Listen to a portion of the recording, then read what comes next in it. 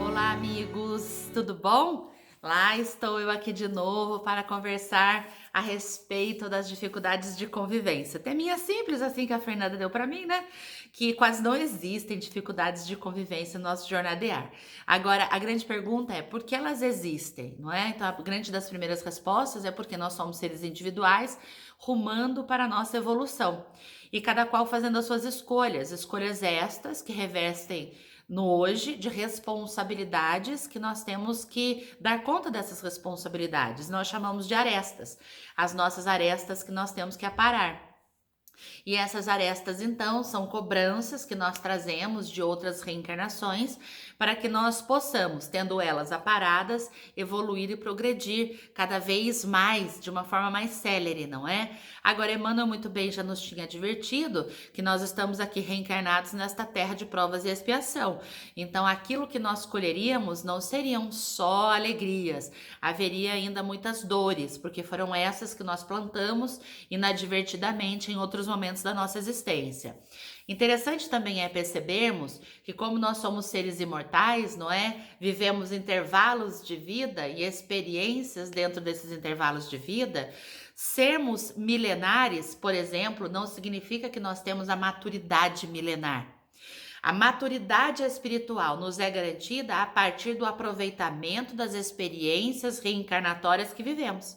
Então, existem alguns espíritos que eles podem não ser milenares, mas seculares, mas estarem mais evoluídos que os milenares, porque aproveitaram melhor. E isso vai se traduzir, obviamente, no seu convívio social, no convívio, aliás, íntimo desta pessoa para com ela própria. Então, o que nós temos que aprender aqui enquanto estamos reencarnados são formas de convivência melhor. E como elas se dão? Através da nossa autobusca, do nosso conhecimento. Autoconhecimento. Até outro dia estava assistindo uma live da CNN com um médico neurocientista também, e ele dizia o seguinte: neste começo da pandemia, nós vivemos a busca pela inteligência emocional. Então, muitos autores, muitas lives falando a respeito disso.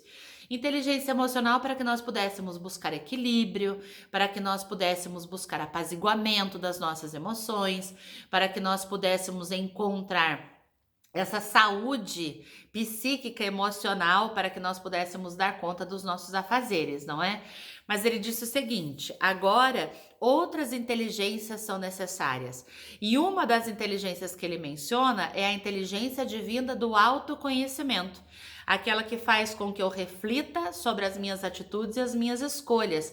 E é tão interessante essa fala desse médico, exatamente porque o Livro dos Espíritos nos incita a esse autoconhecimento, porque apenas o autoconhecimento que me trará clareza daqueles deslizes os quais eu tenho que educar, daqueles defeitos contra os quais eu preciso me empenhar para combater. Então, este autoconhecimento, ele vai me mostrando as necessidades que eu tenho para que as minhas experiências respondam a essas necessidades. Então, não dá para viver uma vida Deus dará, gente. É preciso que nós observemos as nossas escolhas, porque elas dizem o tipo de colheita que nós vamos ter.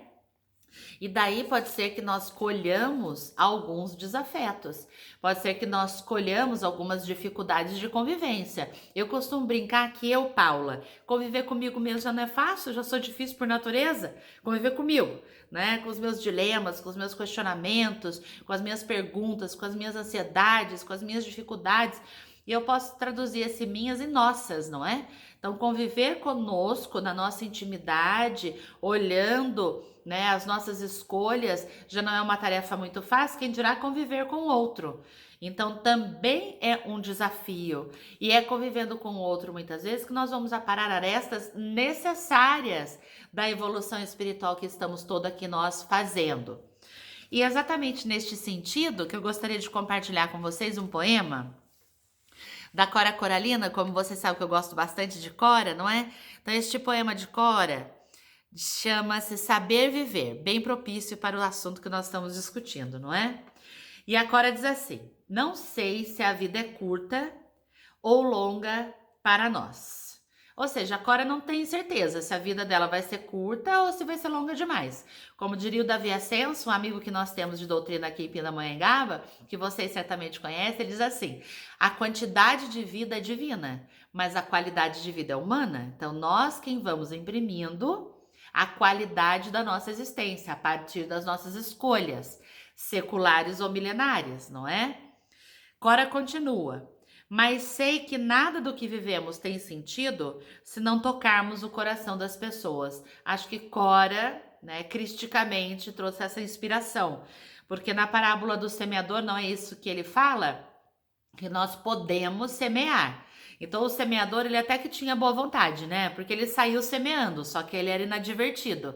Ele não sabia onde semear. Então ele semeou no solo causticante, entre pedras, em meio a espinhos.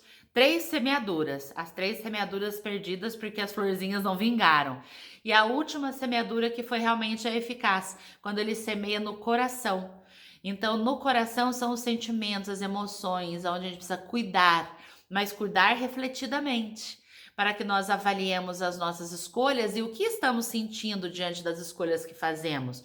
Porque se nós não fazemos esta dupla avaliação, nós continuaremos incorrendo ainda em deslizes. Continua Cora. Muitas vezes basta ser colo que acolhe. Olha Cora Coralina. Colo que acolhe. Então, às vezes, a gente não precisa fazer um discurso. A pessoa precisa de um colo que acolhe. Então, ela precisa deitar a cabeça naquele colo e sentir-se o quê? Refugiada, amparada, assistida, atendida, amada, protegida. Colo que acolhe. Braço que envolve. Então, às vezes, a gente não precisa ter a palavra certa no momento oportuno. A gente tem necessidade apenas, de abrir os braços para a pessoa compreender que ela tem um porto seguro. Ela tem quem se amparar, ela tem quem confiar, ela tem quem depositar as suas esperanças, ela tem quem caminhe junto com ela. Palavra que conforta. Até numa passagem interessante de Emmanuel, ele diz o seguinte: às vezes nós precisamos ter as palavras confortadoras diante do irmão que nos desabafa os seus infortúnios. Então, se o irmão já está desabafando os seus infortúnios, gente, a gente vai fazer o quê? Colocar mais uma pá de cal? Cutucar a ferida lacerada e aberta? Nós precisamos confortar, acolher, porque naquele momento aquele irmão que nos pede socorro, ele está em queda talvez, ou em questionamentos, ou em dores profundas. E a gente vai querer fazer o quê? Um colilóquio profundo intelectivo com ele, sendo que naquele momento ele precisa apenas do band-aid sobre o ferimento exposto. Silêncio que respeita.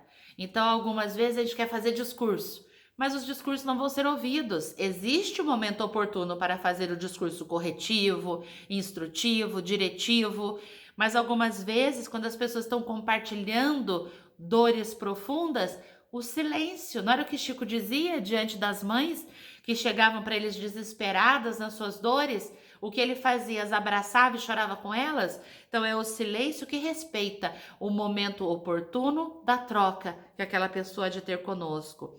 Alegria que contagia.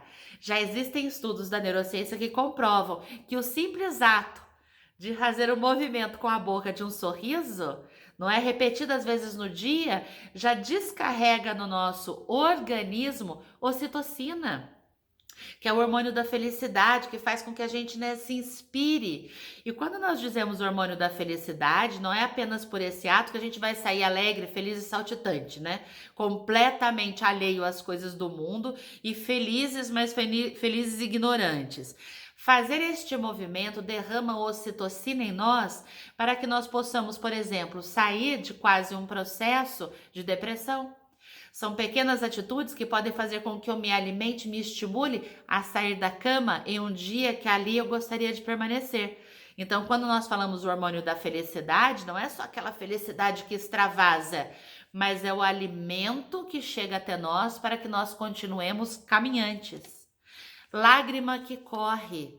Então, nos sensibilizarmos com a dificuldade do outro, chorarmos juntos com a dor do irmão, para que ele se sinta em meio à humanidade e não em meio a pessoas que supostamente vestem personas, que são personas da perfeição, que não erram, que não falham, que não caem, que não sofrem, que não choram. Então, às vezes eu preciso olhar no outro e enxergá-lo tão humano quanto eu sou. Porque esta identidade do humano faz com que eu alavanque as minhas condições de progresso e de evolução espiritual. Olhar que sacia. Lembram-se que algumas vezes a gente conversa, que as pessoas estão conversando, então assim, pode falar que estou prestando atenção, não estou só aqui digitando um negócio?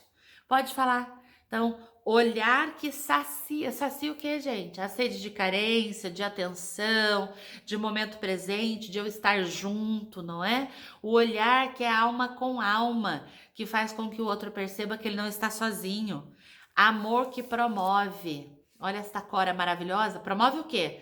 Promove mudanças, estímulo, vontade de caminhar, promove exemplos, não é? Promove atitudes renovadas no bem. E isso não é coisa de outro mundo. É o que dá sentido à vida. Por que a Cora fala que não é coisa do outro mundo? A gente precisa de uma nave espacial para isso. Eu não preciso de fortunas no banco. Eu não preciso de joias caríssimas. Eu não preciso de carros importados. Eu só preciso me humanizar, ser pessoa para o encontro do outro. Que daí talvez muitas arestas possam ser aparadas nesses inimigos que nós fizemos em muitas jornadas, né, que se traduzem hoje nas nossas dificuldades de convivência. Se não partir do outro, que parte de nós, o primeiro passo.